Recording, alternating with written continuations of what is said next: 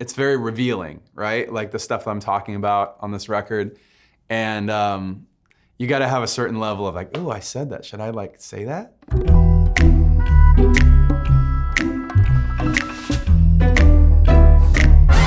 So much was happening in my life and in my mind that I had too much material, you know? I'm used to the idea of like, if I'm thinking of something or feeling something, of writing a song about it. It was really, you know, it was just a journey song by song. Like if you listen to the whole album, it's chronologically, it goes from a dark place to a lighter place, right? So Crossing the Line is kind of in the middle of that journey. They'll tell you I don't care anymore, and I hope you'll know that's a lie.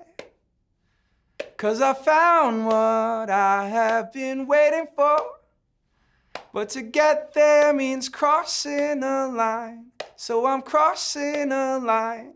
Releasing an album under my name, Mike Shinoda, as opposed to Linkin Park, as opposed to Fort Minor, that's not something I had done before. I've never done a Mike Shinoda album or whatever. And if the thought was like, you know, number one, what does that sound like? Number two, do I want to like put a whole album of all this personal stuff out? I don't know how to warn you for what I'm gonna say, 'cause you're holding so tight to what I'm taking away.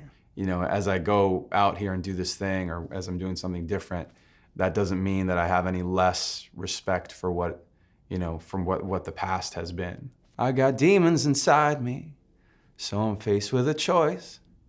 Either try to ignore them, or I give them a voice. Some of that stuff felt personal, and like your inclination to say, oh, that's personal, I don't know if I should say that like to everybody. I felt empowered by actually sharing the story, and it actually helped other people who were feeling the same thing.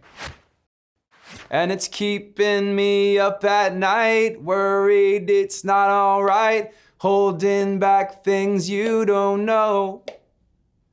And it's keeping me up at night, worried it's not all right, you're not gonna like where this goes.